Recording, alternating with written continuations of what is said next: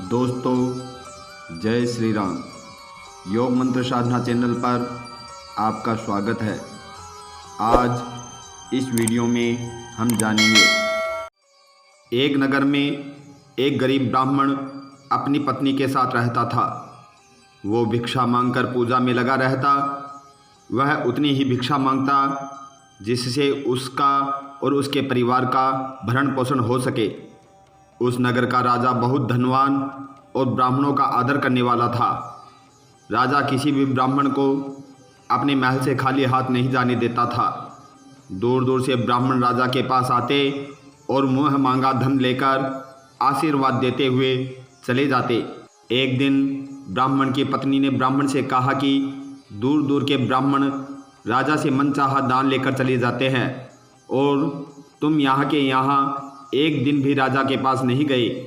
जन्म भर कंगाली कहाँ तक झेलूं। आज तुम जाओ और राजा से कुछ मांग कर लाओ। ब्राह्मण ने अपनी पत्नी को समझाते हुए कहा, तू तो बावरी है, हमें धन की क्या ज़रूरत है। हमें इतना तो मिल ही जाता है जिससे हम अपना पेट भर सके, और राजा का धन अच्छा नहीं होता, वो हमें नहीं लेना चाहिए।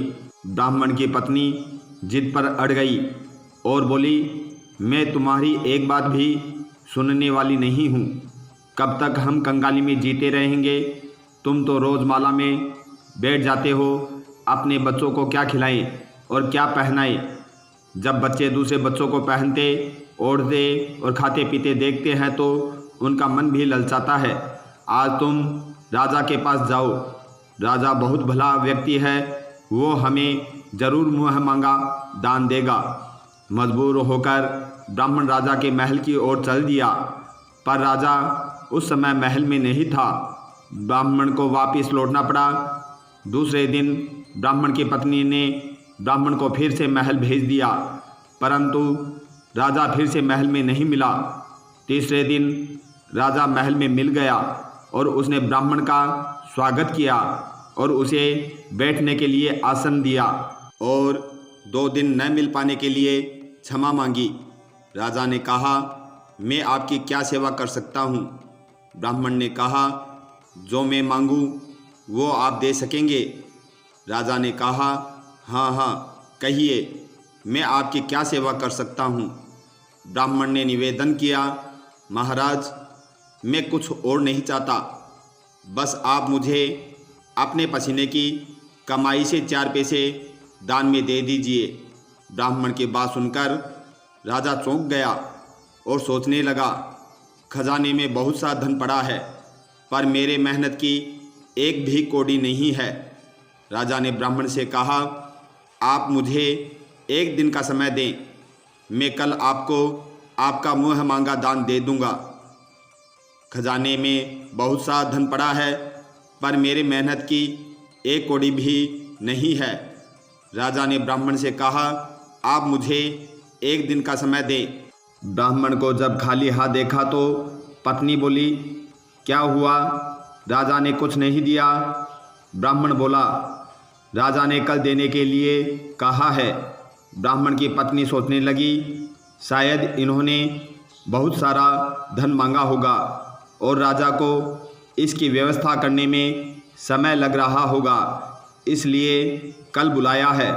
दूसरी ओर राजा ने अपने राजसी कपड़े बदलकर फटे पुराने कपड़े पहने और मजदूर जैसा भेष बना लिया।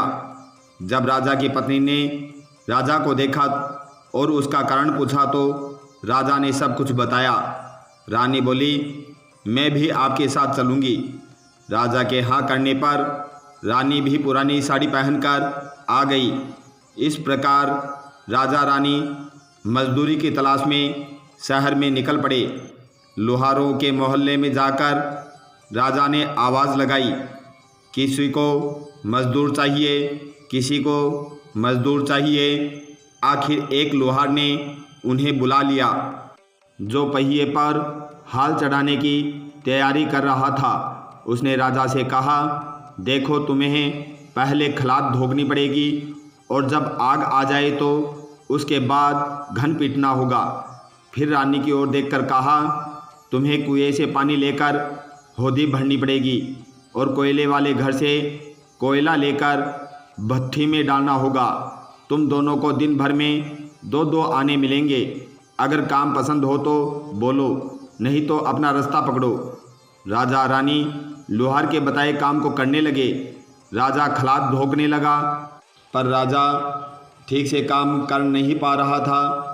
लोहार नाराज होकर राजा को ठीक से काम करने के लिए कहता। राजा जैसे तैसे अपना काम करने लगा। रानी भी कुएं से पानी भरकर लाने लगी। रानी के हाथ में फफोले पड़ गए। किसी तरह बड़ी कठिनाई से उसने पानी की होद भरी। उसके बाद रानी कोयला लाकर भट्ठी में डालने लगी। कोयला भरने से रानी के गोरे हाथ और कपड़े काले हो गए। भट्ठी में आग आने पर लोहार ने पाती भट्ठी में से निकालकर पहिए पर जमाई और एक घन अपने हाथ में लिया और एक राजा के हाथ में देकर कहा, देखो, बारी बारी से घन इस पर पटकना है, हाथ इधर उधर न होने पाए।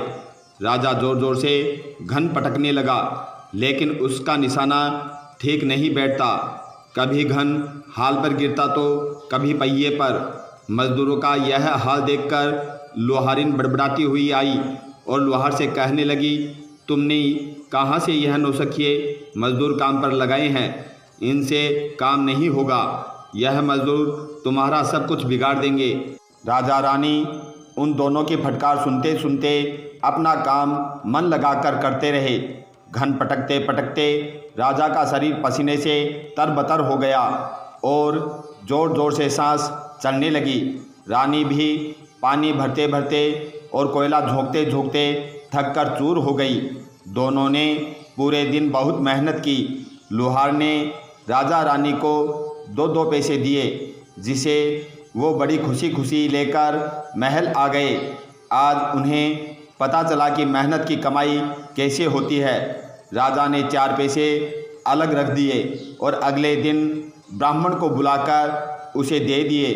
ब्राह्मण राजा को आशीर्वाद देकर घर लौटा और ब्राह्मणी से कहा, लो, मैं राजा के यहाँ से दक्षिणा ले आया हूँ। ब्राह्मणी खुश होकर दौड़ती हुई आई, पर जब उसने 4 पैसे देखे तो वह ठिठक कर रह गई और उन्हें दूर फेंक दिया।